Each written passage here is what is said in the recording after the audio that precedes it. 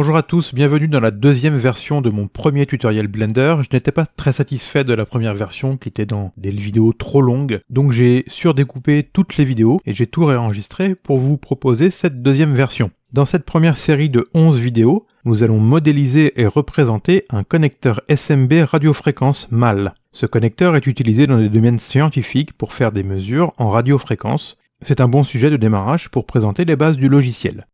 Dans la deuxième série de vidéos, je referai la partie sur le connecteur femelle et la représentation des câbles. Dans ces 11 vidéos, nous allons commencer dans les deux premières par présenter l'interface du logiciel. Nous poursuivons ensuite par le modificateur Mirror qui permet de faire des symétries. Nous parlerons des extrusions, des booléens qui permettent d'enlever de la matière, de réalisation de parties par symétrie de révolution. Je présenterai ensuite le modificateur Bevel pour faire des chanfreins automatisés. Nous nous intéresserons ensuite aux matériaux et aux matériaux avancés avec les textures de type PBR. Je vous présenterai aussi la technique d'illumination globale avec les HDRI. Et enfin, dans la dernière vidéo, nous nous intéresserons à composer une scène finale et à faire un rendu. Commençons tout de suite avec la première vidéo sur la présentation de l'interface du logiciel. La première fois que vous ouvrez Blender, vous êtes face à un splash screen comme j'ai actuellement à l'écran, mais avec d'autres options. Si vous ne réglez pas les options dans Blender à la première ouverture, vous pouvez les régler ensuite dans le menu des préférences. Vous pouvez aller dans Edit, Preferences. Lorsque vous ouvrez la première fois ce menu, vous êtes sur Interface. Vous pouvez aller dans Language pour changer le langage en français. Moi, je ne règle jamais l'intégralité de l'interface en français parce que la traduction en français n'est pas complète. Je règle uniquement les infobulles, les tooltips. D'ailleurs, le tooltips dans le menu des préférences n'est pas traduit. Et je me suis habitué à utiliser l'interface en anglais. Il y a beaucoup de sites web consacrés à Blender, ou de tutoriels en anglais, donc vous aurez l'interface en anglais. Et d'ailleurs, la documentation officielle n'est pas traduite en entier. Et donc, vous pouvez des fois être perdu si vous avez l'interface en français, si vous ne trouvez pas l'information en français sur Internet. Au contraire, des fois, certains mots en anglais peuvent paraître obscurs. Et dans ce cas-là, il va falloir les traduire par nous-mêmes. Deuxième réglage que l'on peut faire, c'est dans Input.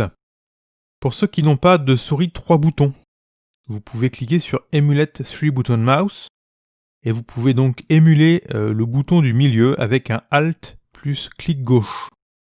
Ça peut être utile pour les gens qui sont sous Mac par exemple. Vous pouvez aussi aller dans Système. Pour les gens qui ont une carte graphique récente ou performante, vous pouvez faire des calculs sur la carte graphique. Par exemple, une carte graphique Nvidia, vous pouvez installer les pilotes CUDA. Vous pouvez aussi changer le nombre de retours en arrière, de undo steps, qui est par défaut, je crois, à 64. Moi, je l'ai déjà réglé à 128. Attention, lorsque vous réglez cette valeur trop élevée, vous avez une surconsommation de la mémoire. Pour ceux qui font de l'édition vidéo avec Blender, vous pouvez aussi augmenter la Memory Cache Limit, qui vous permet de charger en mémoire les vidéos ou les séquences d'images, ou alors les sons que vous avez dans le séquenceur vidéo. Enfin, on pourra aussi voir dans différentes vidéos l'utilisation d'add-ons, parce qu'on peut écrire des plugins en Python avec Blender. Et il y en a un certain nombre qui sont disponibles par défaut. L'interface de Blender est composée de fenêtres non recouvrantes. Vous pouvez vous mettre à l'interface entre deux fenêtres, ici par exemple sur la droite, et votre pointeur de souris se transforme en double flèche, ce qui vous permet d'agrandir ou de rétrécir une certaine partie du logiciel. Vous pouvez aussi séparer une fenêtre en deux, donc pareil, toujours sur cette interface-là. Vous faites un clic droit, et vous pouvez faire Split Areas, Vertical Split ou Horizontal Split. Si vous faites Horizontal Split, vous pouvez séparer cette fenêtre en deux, et avoir deux fenêtres différentes, ici 2 fois la vue 3D. Les fenêtres sont réglables, avec le petit icône en haut ou en bas de la fenêtre, ça dépend. Et vous avez les différents types de fenêtres accessibles dans Blender. Donc dans la vue 3D ici, vous pouvez modifier et mettre autre chose. Par exemple, nous pouvons mettre le Shader Editor, c'est-à-dire l'éditeur de matériaux. Si cette interface ne vous convient pas, ou vous pouvez la changer par vous-même, vous revenez à l'interface entre deux fenêtres, et vous faites Join Area, et vous, suivant la flèche, vous pouvez joindre dans un sens ou dans un autre. Il y a des compositions de fenêtres dans Blender qui sont déjà pré-prévues. Dans la barre de menu tout en haut, vous avez des compositions de fenêtres déjà préenregistrées qui nous servent à faire différentes actions dans le logiciel et on verra ça en temps voulu. Par défaut, l'interface Layout est composée donc de la vue 3D au milieu, de la timeline pour les animations en bas, des collections d'objets dont on parlera ici à droite, et puis des propriétés générales des objets ou des propriétés du rendu dans Blender dont on parlera beaucoup et qui sont très utilisées. Je vais vous parler maintenant plus en détail de la vue 3D et de la navigation dans la vue 3D. La navigation dans la vue 3D se fait avec la souris. Si vous faites un clic du milieu, vous pouvez faire tourner la vue 3D. La molette nous sert à faire des zooms. On peut aussi avoir des modificateurs clavier par rapport à la vue 3D. Si vous faites un contrôle clic du milieu, c'est un modificateur pour le zoom. Et vous faites un shift clic du milieu, vous pouvez déplacer la vue 3D comme ça. Donc suivant la focalisation qu'on veut avoir sur tel ou tel objet, ou on veut se déplacer ou faire un zoom, c'est très pratique. Les trois objets qu'on a par défaut sont un cube, une lampe et la caméra. On peut sélectionner les objets dans la vue 3D avec un clic gauche, comme dans n'importe quel logiciel. Le clic droit nous permet d'avoir un menu contextuel avec différentes options qu'on verra aussi lorsqu'on en aura besoin. Ce qui est très important en 3D, c'est la focalisation sur des vues particulières, comme en mécanique par exemple. Donc on va avoir la vue de face, la vue de côté et la vue de dessus. La gestion des vues dans Blender est accessible par le pavé numérique et par le menu View tout en haut. Et vous avez dans View, Viewpoint. Donc vous avez aussi le rappel des raccourcis par le pavé numérique. Donc la vue de face, par exemple, c'est le 1 sur le pavé numérique. La vue de côté, c'est 3. Et la vue de dessus, c'est 7. Donc 1, je suis en vue de face. Vous voyez qu'ici, on a une perspective point de fuite, comme dans la réalité. C'est pas très pratique pour travailler quand on est sur une vue donnée, parce qu'on va avoir une mauvaise appréciation des distances. Donc vous pouvez appuyer sur 5. Ça va vous commuter entre une perspective point de fuite et une perspective orthographique ou orthonormée. On le voit en haut à gauche de la vue 3D.